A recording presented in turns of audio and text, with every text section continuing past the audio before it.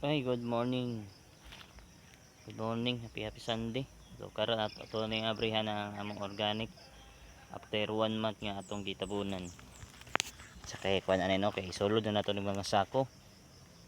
Uway-uway po ni para sa atong pagtanom sa atong luya. Mo ni siya ato na ni abrihan ron. Nag 1 month ni atong kuan April 22.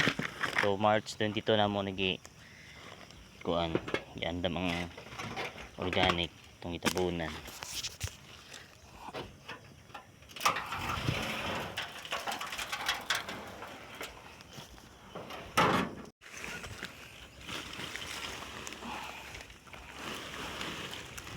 Dara.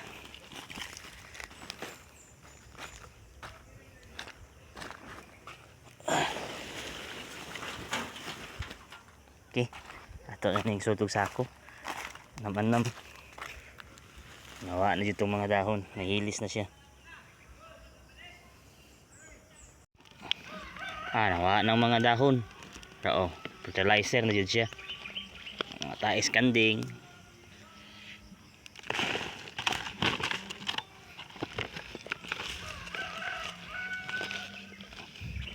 Nato.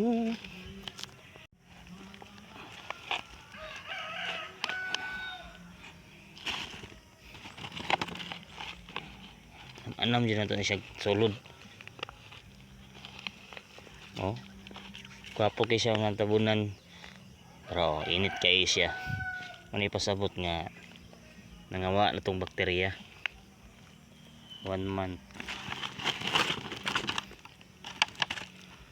Init kayo. Itong mga dahon nangawala na po siya na list na.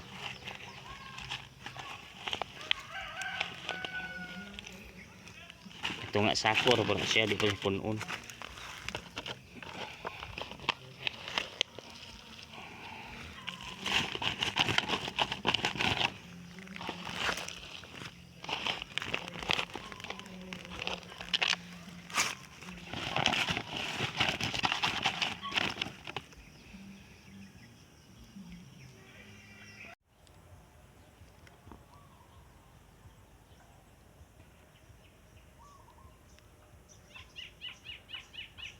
Madami-dami pa. Naman na ito sulod. Tignan pa ni. 500 plus na nga sako. Kapin.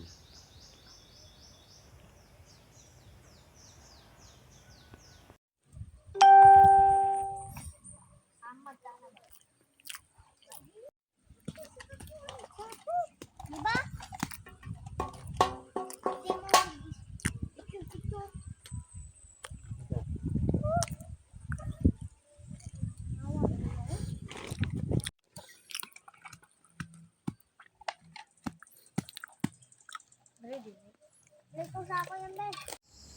Hello, mayong gabi So nagabinaan kita sa atong pag-preparation sa pagkuha sulod sa sako ang mga organic no. So napay nabilin gamay. So ato na naplastar ang sako, nasudlan na ni. So napatay tiwasonon mga kuan na lang, katnay gamay na lang jud ang tiwasonon isulod sa sako. Ang sako nga nabili na sa mga 139 na lang kapin. So ubay-ubay na atong na kuan. Ubay-ubay na atong sulod nagabinan jud ta atong giplastar para mahuman na po nato ni matiwas na nato tug sulod sa sako tanan. Kuan na siya, magtanom na ta. Okay. Ang gabinan. Naplastar na nato diri banda. Uban. So daghan-daghan jud no. Apa ni additional sunod semana or sunod adlaw. So diri ang uban nato gibutang.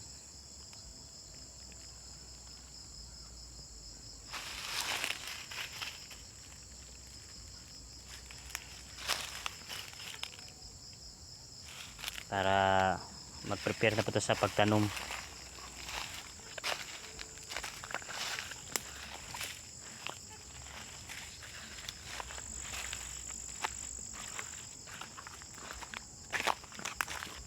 Nadungaga na tong sako nga atong isulod sa puhon na patitiwason kay apilan magunog sibuyas, bombay. So muna ito ang preparation atong luya farm, organic. So magtanom na ta hapit. Plaster na siya.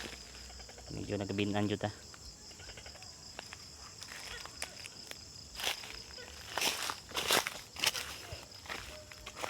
Magtiwasonon og sulod.